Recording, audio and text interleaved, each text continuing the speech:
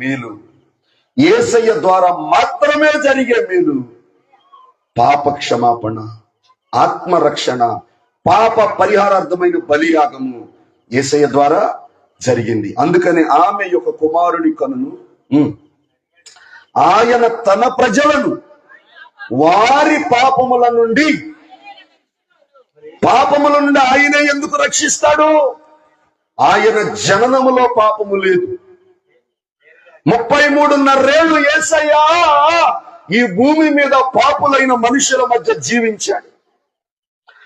కంటి చూపులో గాని, నోటి మాటలో గాని, వస్త్రధారణలో గాని, నడకలో గాని, పడకలో గాని పాపము ఎరుగని పరిశుద్ధుడు. నాలో పాపము ఉన్నదా అని ప్రశ్నించిన అతి పరిశుద్ధుడు నజరేయుడైన యేసు. దేవునికి స్తోత్రం, హల్లెలూయా. ఈ పూటకు ఆ పూటకు యేసయ్యలో పాపమును కనిపెట్టిన వాడో లేడు. ఆచార్య ఆర్ఆర్కే మూర్తి గారు యేసు ప్రభువులో తప్పులు కనిపెట్టమని పరిశుద్ధ బైబిల్ గ్రంథం చదువుతున్నాడు. When he came to the gospel of John, యోహాను సువార్తకు వచ్చేసరికి 13-14 అధ్యాయాలు దాటేసరికి ఆచార్య ఆర్ఆర్కే మూర్తి గారికి తన పాపాలు అర్థమవుతున్నాయి అంట. అర్థమవుతుంటే పెదాగ్రహారము విడిచిపెట్టి మరి అక్కడ ఉండనివరుగా అనుకూలం ఉన్న చోటకి వెళ్ళిపోతున్నాడంట.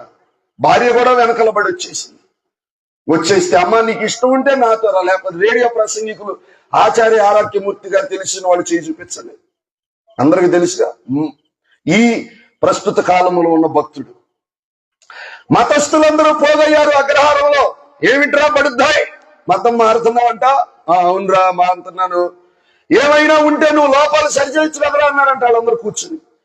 ఆచార్య ఆర్ఆర్కే మూర్తి గారు అన్నారంట, నేను లోపాలు సరిచేసే దేవుడు నాకు వద్దు, నా లోపాలు సరిచేసే దేవుడు నాకు కావాలి. ఆయన ప్రభు అయిన యేసు క్రీస్తు అని ఘంటాపదంగా ఆచార్య ఆర్ఆర్కే మూర్తి గారు సాక్ష్యం చెప్పారు. ఈ సాక్ష్యం నేటికి ఇంటర్నెట్ లో చిరస్థాయిగా నిలిచిపోయి ఉన్నది. అలా చాలా మంది పూజారులు మారారు, మతస్థులు మారారు. దానికి గల కారణం ఏంటి? మనోళ్ళు అన్నారు గోధుమలు ఇచ్చి మారుస్తున్నారు, బియ్యం ఇచ్చి మారుస్తున్నారు. ఏడిసినట్టుంది. యేసుక్రీస్తు శిలువ శక్తి ద్వారా మారుతున్నారు. యేసుక్రీస్తు జననములో ఉన్న పరిశుద్ధత ద్వారా మారుతున్నారు. ఆయన పునరుద్ధాన శక్తిని బట్టి మారుతున్నారు. ఆయన రాకడలో సిద్ధపరచబోయే పరలోక రాజ్యమును బట్టి మారుతున్నారు. అందుకని యేసయ్యను గురించి చెప్పడం అంటే నాకు ఇష్టం. ఆయన జన్మలో పాపము లేదు,